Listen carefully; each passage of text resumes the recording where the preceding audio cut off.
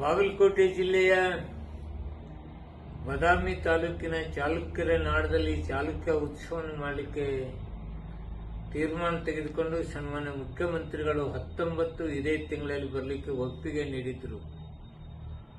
ಅದರ ಜೊತೆಗೆ ತಯಾರಿಗಳು ಪ್ರಾರಂಭಗೊಂಡಿದ್ದು ಒಟ್ಟು 3 ಮೀಟಿಂಗ್ಗಳನ್ನು ನಾವು ಮುಗಿಸಿದ್ದೇವೆ.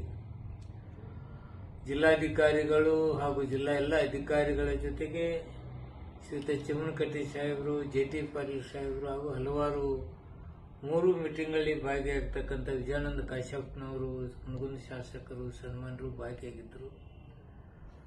ನಿನ್ನೆ ತಾನೇ ಬೆಂಗಳೂರಲ್ಲಿ ಕನ್ನಡ ಹಾಗೂ ಸಂಸ್ಕೃತಿ ಇಲಾಖೆ ಮಂತ್ರಿಗಳಾದಂಥ ತಂಗಡಗಿ ಸಾಹೇಬರ ಜೊತೆಗೆ ಅವರೆಲ್ಲ ಅಧಿಕಾರಿಗಳು ಹಾಗೂ ನಮ್ಮ ಜಿಲ್ಲೆಯ ಅಧಿಕಾರಿಗಳು ಹಾಗೂ ಬಾಗಲಕೋಟೆ ಜಿಲ್ಲೆಯ ಎಲ್ಲ ಶಾಸಕರು ಪಕ್ಷಾತೀತವಾಗಿ ಜೆ.ಟಿ. ಪಾಟೀಲ್ ಸಾಹೇಬರು, ಚಿಮ್ಮನಕಟ್ಟಿ ಸಾಹೇಬರು, ವಿಜಯಾನಂದ ಕಾಶ್ಯಪ್ನವರವರು, ತೇರದಾಳ್ ಶಾಸಕರಾದಂಥ ಸೌದಿ ಸಾಹೇಬರು, ಜಮಖಂಡಿಯ ಶಾಸಕರಾದ ಗುಡಗುಂಟಿ ಅವರು, ಸನ್ಮಾನ್ಯ ಶ್ರೀಯುತ ನಿರಾಣಿ ಅವರು ಎಲ್ಲರೂ ನಾವು ಭಾಗಿಯಾಗಿದ್ವಿ. ಪೂಜಾರಿ ಅವರ ಆದಿಯಾಗಿ ಉಮಾಶ್ರೀ ಅವರು ನಿನ್ನೆ ಭಾಗಿಯಾಗಿದ್ರು. ಇವರೆಲ್ಲರೂ ಜೊತೆಗೂಡಿಸ್ಕೊಂಡು ತೀರ್ಮಾನಕ್ಕೆ ಬಂದಿವಿ. ಎಲ್ಲರೂ ಅಧಿವೇಶನ ನಡೀತಾ ಇದೆ. 19ರವರೆಗೆ ಅಧಿವೇಶನ ನಡೆದ್ರಿಂದ ಅಲ್ಲಿ ತಯಾರಿಗೆ ಅಡಚಣೆ ಆಗ್ತಿದೆ ಅಂತಕ್ಕಂಥ ತೀರ್ಮಾನ ಬಂದಾಗ ನಾವು ಮತ್ತೆ ಮುಖ್ಯಮಂತ್ರಿಗಳ ಜೊತೆ ಮಾತನಾಡಿದಾಗ 17, 18, 19 ತಾವು ಬರ್ತೇವೆ ಅಂತಕ್ಕಂಥ ಮಾತನ್ನು ಹೇಳಿದ್ದಾರೆ. ಸಂತೋಷ. ಮುಖ್ಯಮಂತ್ರಿಗಳು ಬಂದು ಉದ್ಘಾಟನೆ ಮಾಡತಕ್ಕಂಥ ಕಾರ್ಯಕ್ರಮ ಚಾಲುಕ್ಯ ಉತ್ಸವ ನಡೀತಕ್ಕಂಥದ್ದು.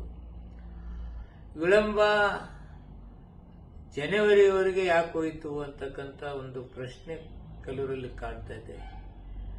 ಬಾದಾಮಿಯ ಬನಶಂಕರಿ ದೇವಸ್ಥಾನ 1 ತಿಂಗಳವರೆಗೆ ನಡೀತಕ್ಕಂಥದ್ದು. ಬಹುಶಃ ಡಿಸೆಂಬರ್ 3ಕ್ಕೆ ಪ್ರಾರಂಭ ಆಗ್ತಕ್ಕಂಥದ್ದಿದೆ.